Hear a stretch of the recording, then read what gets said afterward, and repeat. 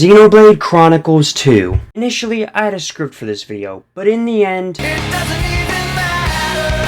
it sounded pretty boring, so I decided to say screw it and let my ADHD take the wheel. See, the reason I love this game is because the characters. The characters are amazing. First, let's talk about Rex. Now, I hear a lot of people say that Rex is the weakest Xenoblade Chronicles main character, but I have to disagree. His overly optimistic nature does allow room for character growth, but also serves as a beacon of light for a lot of the other characters which end up needing it. However, his overly optimistic nature also results in him making terrible decisions that put him and others in danger. What are you doing? Little shit! And the way the story goes about building his character, make him grow up and learn responsibility without losing that original optimism, is just so well done, so natural, and it's honestly just amazing to see. And this character growth is facilitated through Jin, Pyra, Mythra, Nia, and even a bit of Poppy. And that's the thing I like about this game. The story's character growth is facilitated through other characters. Rex himself facilitates Pyra, Mythra, Jin, and Nia's character growth, making them really interesting characters. Speaking of, let's get to the next characters, Pyra and Mythra. So Pyra and Mythra's backstory is intertwined. Basically, 500 years ago, Mythra was engaging with Malos when she sorta lost her shit and accidentally killed a crap ton of people. Pervert! Anyways, horny jokes aside, oh who am I kidding, I'm most likely going to be making more, I mean, can you blame me? You see, Pyra and Mythra's journey in the main games is all about not letting your past define you, not letting the mistakes you made define who you are in the future, not losing that hope just because you screwed up. And it's due to that reason that Rex is the perfect conduit to filter that character development through. And this is displayed through one of the best scenes in the game. Through the entire story, we're led to believe that Pyra and Mythra just wanted to get home, but it turns out the reason they wanted to go home was so they could die, leading to a very emotional moment between Pyra, Mythra, and Rex. We told you we wanted to go to Elysium, but the reason why we wanted to go there was to beg our father to let us die. So forget us, Rex. For the sake of the world, abandon us. Abandon you? When you are injured, I feel your pain. When you feel pain, I feel the sorrow in your heart. This scene is just such a good scene. I remember when I saw it for the first time, I was in awe, and although I've seen it like 7 times, I still am. It's just really well done. And the scenes like this are sprinkled throughout the game, adding a real level of depth to their characters. And it's not just Pyra and Mythra. In Season 8, we get a lot of scenes for Nia. Hey, Eric here, realized I said seasons instead of chapters, so my bad. You bloody idiot! And Nia's story is another really good one. Her character development is all about finding confidence in who she really is. Throughout the story, Nia serves as almost the opposite of Rex. She is pessimistic, a bit jaded, and it just seems like she's lost all hope for her own future. And Chapter 8 is really her chance to shine. We don't get much about her backstory before then, but during Chapter 8 we figure out that her life is filled with sorrow, loss, fear, and tragedy. And that fear leads to her being a bit rigid and keeping her distance sometimes, up until she meets Rex. And although at first she seems impartial to him, that quickly changes. And the more time she spends with Rex, the more appreciation she gets for life and people. But she's still weighed down by her past. The fear of what people would think if they found out what she really was. And this fear leads to her hiding herself and her true power. In some cases, leading to situations where she watches somebody she knows dies because she lacks the confidence to prevent it. But eventually Rex and all her other friends are put into a hopeless situation, completely outnumbered and outmatched. Nia, not willing to lose the bit of happiness she has in her life, found the confidence to finally reveal herself. Nia is now free, now confident in herself, and even when Malos tries to fill her head with fear and self-doubt, it is to no avail. She doesn't waver because she is no longer burdened. Now I want to pivot to Jin and Malos because these are two really interesting characters and probably the best antagonists I've seen in any story. First, I'm going to start with Malos, who's pretty much the adversary to Pyra and Mythra. Where they're all Aegises, Malos represents everything that Pyra and Mythra is against, and vice versa.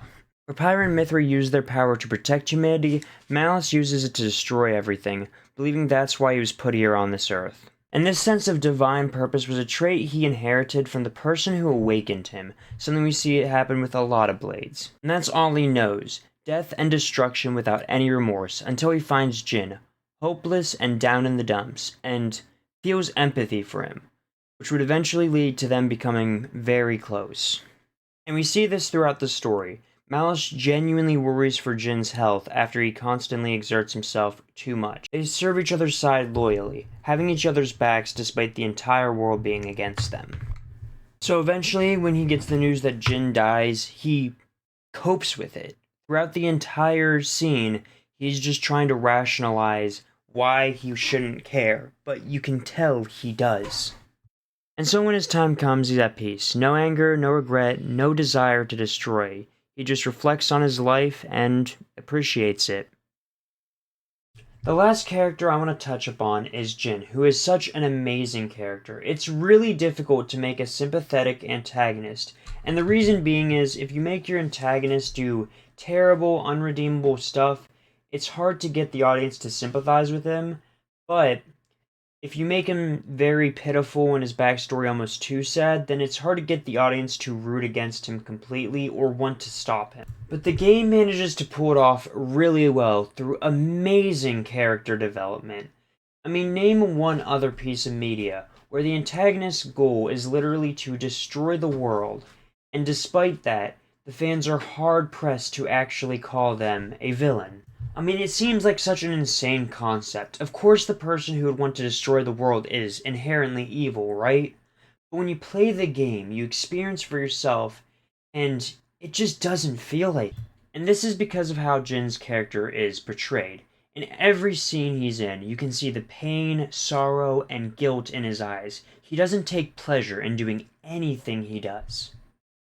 But when you learn from Mithra that despite him being the most powerful blade in Torna, despite him standing against Malos, he hated fighting, it intrigues you. You see, 500 years ago, not only was he fighting alongside Mithra, but he was fighting with his driver, who he promised to protect and got very close to. He was one of two blades that his driver had, the other one being Haze. And when Jin's driver awakened Haze, Haze ended up inheriting all the looks, their faces looking completely identical. But you see, 500 years ago, when they were fighting Malos, Mithra lost control of her power, destroying Malos but also sinking the entire continent of Torna in the process. Her guilt became too much, and she retreated into Pyra. She then sealed herself in a glass container and slept for 500 years. And although Malos was defeated, they had a new problem. Amalthus, leader of the Praetorium, now attacked the remnants of Torna, killing Jin's driver and stealing the core crystal of Haze, reawakening her and renaming her Fan Lenorn. And in the same scene that Mithra reveals that Jin helped fight against Malos, we are sent to stop him. Accompanying us is the one blade that looks like Jin's driver, Fan Lenorn. And in a tragic twist of fate, Fan possesses the one power that might actually be a hindrance to Jin. So, he has to make the terrible choice to kill her. And immediately after making this decision, he is filled with complete regret.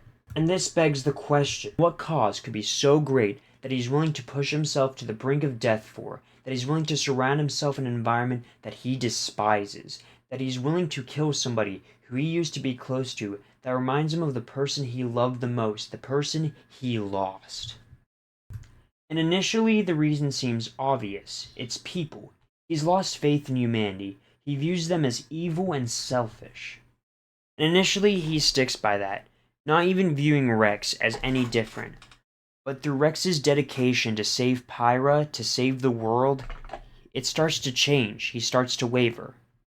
And it gets to the point where he's so desperately trying to see Rex's way, but he can't. The pain he's been through, the suffering he caused, and the things he's done spiral in his mind, conflicting with Rex's ideals. But Rex seems to convince him by showing him his purpose, a reason to fight that's not for destruction, but for the hope of a brighter future. And in his final battle with Amalthus, the painful, sorrow-filled look we see in his eyes the entire game are replaced with a look of determination. And when we go to fight Malos, we realize just how much Malos really cared and felt bad for Jin. But that man, he'd lost everything.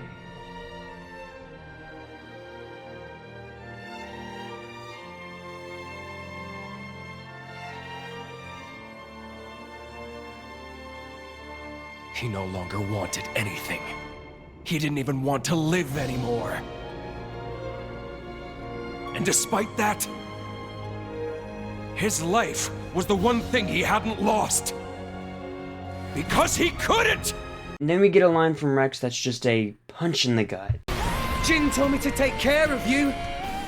In his place, you know. Jin never wanted to die.